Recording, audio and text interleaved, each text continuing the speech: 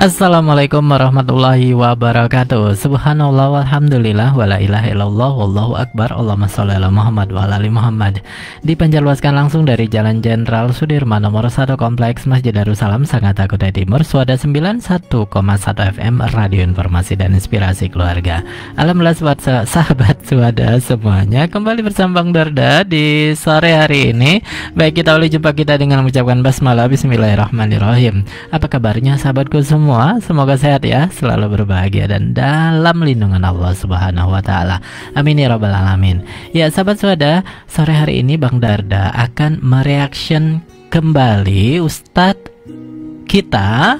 Nah, kali ini Bang Darda akan mereaction Ustadz Adi Hidayat yang tauji untuk kita tentang buat tempat khusus ini di rumah Anda. Nah, tempat apa sih yang harus kita bangun di rumah kita? Tempat khusus, apakah kita mampu membangunnya? Apakah itu suatu keharusan? Yuk kita dengarkan beliau. Tetap stay tune di sini.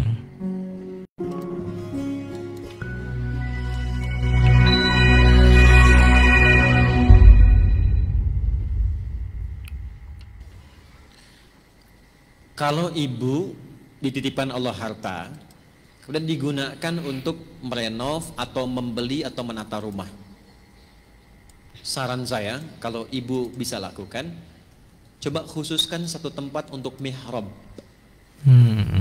Ya, untuk apa? Mihrab ya. Oke. Kalau lebih luas lagi mungkin bisa ada musalla. Masya Allah, masalah. Mihrab, tempat khusus yang hanya digunakan untuk ibadah. Oke. Yang memiliki dua keistimewaan. Satu, tempat yang mempercepat jawaban dari doa. Masya Allah. Yang kedua, memudahkan untuk memohon datangnya rizki dari sisi yang tidak diduga. Oke. Tidak mungkin kehidupan rumah tangga tidak ada persoalan, itu mustahil. Karena persoalan rumah tangga itu Allah turunkan untuk mendapatkan sakinah dari pelajaran yang Allah berikan. Yes. Ya, sakinah itu babnya ujian. Jadi kalau pengen sakinah pasti lewat ujian. Nah, untuk meringankan ujian itu supaya mudah dijalani, itu mihrab tempat yang paling tepat untuk memohon. Masya Allah. Sehingga sebelum menjalani itu Allah sudah ringankan. Dan saat merasa berat ada tempat untuk mencurhatkan. Nah, problem sekarang mihrabnya pindah ke media sosial, ke IG, ya kan?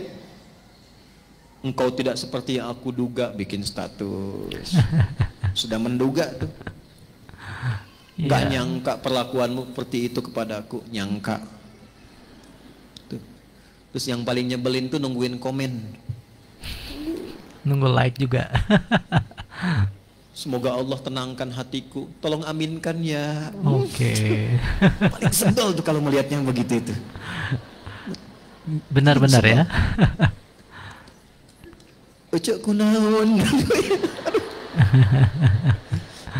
Terus sawios-wios, ya mah abdi wae tapi nggak ada mau status, kumaha tuh ibu teh. Masya Allah. Aduh. Bu, damang ibu. Alhamdulillah. Aduh ya Allah, punten ya pemirsa. Ya. Ya. Baik, lanjut ya. Contohnya Lanjut, siapa yang perempuan yang punya mihrab? Ayo. Maryam alaihissalam. Masya Allah. Maryam. Okay. Jadi yang Nabi sebut di lisan beliau yang mulia sallallahu alaihi wasallam, dua perempuan penghulu langit itu dua orang. Nanti empat yang istimewa, dua yang paling pokok. Yang dua ini Sayyidah Khadijah radhiyallahu taala anha, keduanya Maryam binti Imran. Nanti turun dari sini dua lagi, Sayyidah Fatimah dengan Sayyidah Aisyah. Nah, Asiyah ya, Sayyidah Asiyah binti Muzahim. Saya koreksi, Sayyidah Fatimah binti Muhammad SAW dan Sayyidah Asiyah binti Muzahim. Nah, di Quran surah 3 Al-Imran ayat 37 itu kisah mihrabnya Maryam. Maryam dibuatkan mihrab ya oleh ibundanya Hannah yang diinisiasikan nanti ya sebelumnya dengan suaminya Imran. Jadi Imran itu meninggal sebelum Maryam lahir. Ya? Dibuatkan mihrab Dikhususkan untuk mendekat kepada Allah. Ini harta yang Allah titipkan, dibikinkan tempat untuk mendekatkan Maryam kepada Allah. Apa yang terjadi? Ini rahasia yang tadi mau saya sampaikan, Bu. Fataqabbalaha rabbuha biqabulin hasanin wa ambataha nabatan hasana wa kaffalaha Zakaria kullama dakhala 'alaiha Zakaria al-mihrab wajada 'indaha rizqa qala ya Maryamu anna laki hadha qalat huwa min 'indillah innallaha yarzuqu man yasha'u bighairi hisab. Ikhtiar orang tua ini yang menyiapkan Maryam, membikinkan mihrab, memfokuskan ibadah di dalamnya, diterima oleh Allah. Fataqabbalaha rabbuha biqabulin hasanin. Perhatikan baik-baik. Saat Allah terima itu, maka ibu tidak lelah lagi merawat kehidupan anak-anak karena Allah memberikan perhatian lebih dibandingkan hamba lainnya. Masya Allah. Fataqabbalaha rabbuha biqabulin hasanin wa ambataha nabatan hasana. Allah akan perhatikan anak yang tumbuh itu dari mulai dia tumbuh sampai dewasa sampai kembali kepadanya. Itu yang menyebabkan Maryam tidak pernah bisa diganggu setan dari mulai hidup sampai dengan wafatnya. Masya Allah, Masya Allah. Jadi kalau ibu punya itu di rumah dan tidak harus luas, Bu. Dan kalaupun itu kontrakan, kami pertama berumah tangga dengan istri saya, itu kami hanya kontak dipetakan, Bu, dan bukan aib. Alhamdulillah. Yeah. Bahkan kasurnya itu cuman, saya nggak tahu ya, karena nggak paham ukuran itu tuh. Cuma saya tahunya cuma buat satu orang. Jadi kalau istri saya sedang tidur, saya tidur di lantai. Masya Allah. Jadi Ustadz Adi Hidayat ini awalnya ngontrak juga ya, sahabat Suada, sama seperti kita ya, kita. Saya pulang datang, ya Bu ya, di kasur aja, nggak mau saya gerah. Oh enggak, saya yang gerah katanya. Tapi kami punya mihrab untuk hamparan sajadah. Dan tidak ada beda, mau dikontrakan, mau nggak ada bedanya. Saya sekarang terbiasa tidur di karpet, di lantai, di kursi, biasa saja. Dengan kitab, baca, nulis, biasa. Kenapa? Karena merasa semua titipan, jadi nggak ada yang aneh gitu. Tapi kita punya mihrab. Yang kalau saya pergi, istri saya curhat di situ. Ya, kalau beliau mengajar, saya pun ada di situ lebih dulu misalnya, saya curhat di situ. Innama bashku, ashku bathi wa huzni ilallah. Kalau mau curhat kata Allah, curhatkan kepadaku. Dan curhat tercepat yang wakas dijawab itu di mihrab. Masya Allah. Jelas? Oke. Dua. Ya. Rizki yang dikirimkan dari sisi yang tidak diduga. Ini saya cerita. Banyak ulama lain. Tapi karena kita pun mengalami apa yang kita ikuti, jadi senang kalau fa'amma bi ni'mati rabbika hadits. Bu, rasa-rasanya kami jarang beli makan gitu. Dan saya cuma mengajar. Ya. Saat kembali pertama datang ngajar di kampus, itu sebulan dapat 500.000. Masya Allah. Dan kami melihatnya banyak saja. Satu kali saya tanya istri saya, sebulan berapa yang dikeluarkan, Bu? Itu. Kurang lebih 5 juta katanya, Bu ya. Wow. Masya Allah. Sayang Allah sama kita ya. Ya kan cuma dikasih segini, itu pun jarang diambil. Tapi ternyata Allah masih menjaga kehidupan kita. Makan habis makan datang makanan yang lain. Buah habis buah datang buah yang lain. Rasanya 500.000 nggak pernah kepake. Masya Allah, Masya Allah. Dan sampai sekarang, Bu, di ujung kepala sampai ujung kaki saya nggak pernah beli. Ini Allah kasih. Jubah sama, makanya ibu cari sampai kiamat kurang 2 hari, itu nggak ada jubah ini di toko. Nggak ada. Dan Allah hanya titipkan pada seseorang, dibuat hanya untuk saya pakai saja. Datang yang lain, kemudian kita bagikan. Sampai ke ujung kaki, Bu, ini kacamata juga sama, saya nggak pernah beli. Sampai kaos kaki. Apakah merasa punya? Tidak. Makanya apa yang ditempatkan oleh Allah, pesantren dibikin wakaf, saya jadikan wakaf. Tanahnya, tempatnya. Bu, saya mau bikin kuburan pun untuk menyiapkan. Saya tidak gunakan tanah wakaf. Beli di sampingnya sedikit buat kuburan supaya tanah untuk pesantren betul-betul wakaf. Dan kita tidak merasa memiliki. Begitu kita meninggal, ada yang meneruskan. Hidup kan cuma sebentar. Dipastikan dan pulang itu, tolong katakan pada suami ibu ya. Pesan dari saya, katakan pada suami ibu, pesan dari Ustadz Adi, Pak, kain kafan papa nanti nggak ada kantongnya. Itu aja. Jadi bisa yang sewajarnya yang kita siapkan. Jelas Ibu ya?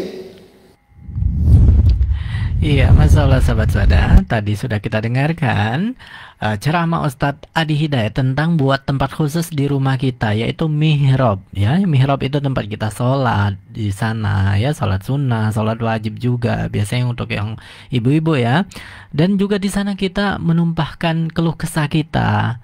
Masya Allah, ada dua keutamaan dengan dibangunnya mihrab atau disediakannya mihrab untuk kita di rumah kita, yaitu kita akan dimudahkan oleh Allah Subhanahu wa taala untuk masalah-masalah kita. Masalah tentunya pasti ya, selalu ada ya sahabat suhada, bahkan banyak sekali masalah hilang, ada masalah yang lain lagi, dan itulah dunia ya sahabat suhada. Nah, dengan mihrab ini insya Allah akan memecahkan masalah-masalah kita, memberikan solusi untuk masalah kita. Dan yang kedua, diberikan rezeki dari arah yang tidak disangka-sangka sahabat suhada. Masya Allah. Nah, apakah sahabat suhada bisa membuat mihrab di rumahnya? Jadi kata dari Ustadz Adi Hidayat tadi, mihrab ini nggak mesti tempat apa ya, kita bangun ini gitu ya. Bahkan dikontrakan juga ya udah kita sediakan saja di situ tempat untuk kita sholat, untuk kita meminta ya, berkeluh kesah, sediakan saja di situ sajadah diletakkan. Ya, bagi kita yang mungkin rumahnya biasa-biasa saja, mungkin itu bisa menjadi solusi ya sahabat saudara. Bisa saja misalnya istri di kamar ya, suaminya di ruang tamu ngambil di situ. Jadi ketika sholat dua-duanya kita punya mihrab sendiri-sendiri. Ya begitu ya sahabat sahabat ya, Masya Allah. Nah, tapi bagi sahabat yang diberikan Allah kelebihan dana, berkemampuan, rumahnya juga Masya Allah bagus banget, itu bisa dibuatkan ruangan khusus ya. Ini sudah banyak ya dipraktekkan oleh sahabat-sahabat kita. Sahabat mungkin punya sahabat juga yang seperti itu ya. Masya Allah, mereka membuat musola sendiri di situ untuk sholat tahajud ya, sholat hajat, sholat taubat. Oh, Masya Allah, indah sekali. Nah, bagi sahabat yang dimampukan seperti itu, bisalah melakukan hal tersebut dengan niat tentunya bukan untuk keren-kerenan, untuk pamer ya. Oh, ini loh orang kaya, enggak gitu ya. Tapi niatnya karena Allah Subhanahu wa taala, karena Allah memberikan keutamaan ketika kita membuat tempat khusus di rumah kita, di tempat tinggal kita. Ya, tadi dua keutamaannya, Allah akan memberikan solusi bagi permasalahan hidup kita, dan juga Allah akan memberikan rezeki dari arah yang tidak disangka-sangka, insya Allah.